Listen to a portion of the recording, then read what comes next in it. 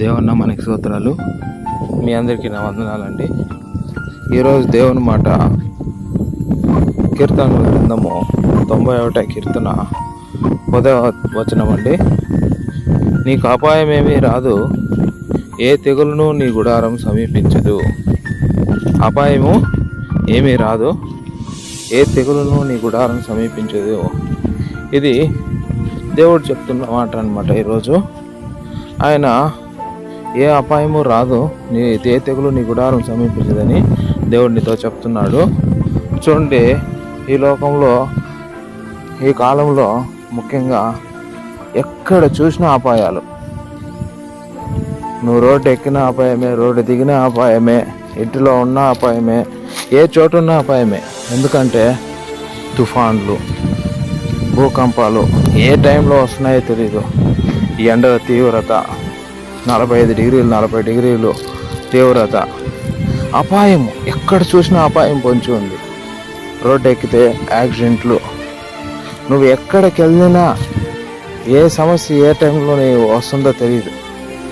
అలాంటి అపాయాలను నిన్ను పొంచి ఉన్నాయి. ఇంకోటి, నువ్వు దేవుని బిడ్డ ఉన్నావు, నీ శత్రువు ఎల్లప్పుడు ఎప్పుడు వీడు దొరుకుతాడా అని మింగదామని చూస్తున్నాడు. అందుకే దేవుడు చెప్తున్న మాట ఈరోజు, అపాయం ఏమి రాదు, ఏ తెగులు నీ గుడారం సమీపించదని దేవుని వాక్యం ద్వారా దేవుడు సెలవిస్తున్నాడు. కాబట్టి జ్ఞాపకం చేసుకోండి, దేవుడి మాటని మీరు ధ్యానించండి. ఫస్ట్ ఉదయం మీరు ధ్యానించండి. ఉదయం ధ్యానించి తర్వాత మీరు మీ ప్రయాణాన్ని మొదలు పెట్టండి. వాక్యాన్ని వినండి. వాక్యం విని ఈ వాక్యం సెలవిచ్చావు కదా ప్రభా, నన్ను కాపాడు, ఏ అపాయము రాదని చెప్పావు కదా ప్రభా, నన్ను కాపాడు. అవును, నువ్వు ధ్యానించి మొదలుపెట్టు. దేవుడు తన దూతలను ఆజ్ఞాపించి నీకు తోడుగా ఉంచుతాడు. తన దూతలను ఆజ్ఞాపించి తను నీకు తోడుగా ఉంచుతాడు. కాబట్టి మీ జ్ఞాపకం చేసుకోండి, ఏ తెగులు నీ గుడారం సమీపించకుండా ఉండాలా. అవును, ఈ లోకంలో పాపము నిండిపోయింది. ఆ పాపము నువ్వు పరిశుద్ధంగా ఉండాలని, నిన్ను అంటుకోవాలని నీ ఎద్దుకు వస్తున్నది. ఎప్పుడు నిన్ను చుట్టుతున్నది మా పాపము, ఆ తెగుళ్ళు. అలాంటి తెగుళ్ళు నిన్ను చుట్టుతున్నాయి. ఏడ దొరుకుతావా, నువ్వు ఎక్కడ దొరుకుతావా, ఏ విషయంలో దొరుకుతావా, ఏ చెడు విషయంలో దొరుకుతావా అని ఆ తెగుళ్ళు నిన్ను చుట్టుతున్నాయి.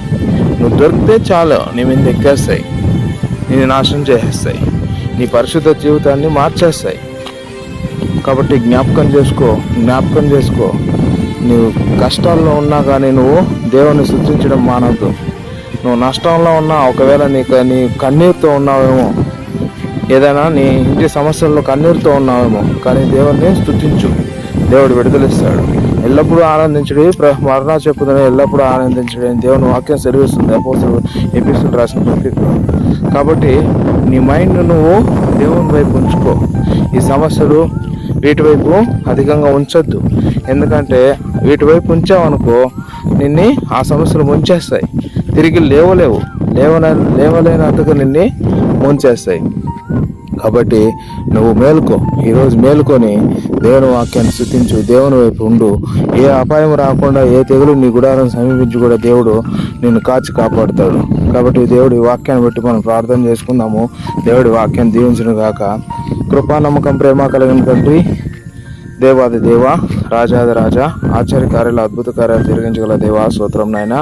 అవును ప్రభా, ఈ ఉదయకాలంలో మాతో మీరు మాట్లాడిన విధానం బట్టి నీ కృతజ్ఞతాస్తుతులు చెల్లిస్తున్నాం ప్రభా. అవును నాయనా, అనేక అపాయాలు నాయనా, ఎక్కడ చూసినా అపాయం పొంచి ఉంది ప్రభా. ఏ చోటు చూసినా నాయనా, ఎక్కడ పనిచేస్తున్న చోటు కానీ అయ్యా, రోడ్లో ఎక్కాలన్న అపాయం ఉంది నాయనా. అయ్యా తండ్రి, ఏ చోటున్న అపాయాలు ఉన్నాయినా, ఎండల తీవ్రత నాయనా, అపాయాలు పొంచి ఉంది నాయన. ఈ తండ్రి ప్రకృతి మాకు అపాయంగా మారింది నాయన. మీరు జ్ఞాపకం చేసుకోండి. ప్రతి అపాయం నుంచి మమ్మల్ని తప్పించండి, ప్రతి తెగుళ్ళ నుంచి మమ్మల్ని తప్పించండి ప్రభా. అవునైనా అయ్యా తండ్రి నా ప్రభా, గొర్రెలను తోడేల మధ్యలో వదిలినట్లు వదిలేవనైనా అయ్యా ప్రభా, మాకు సహాయం చేయండి.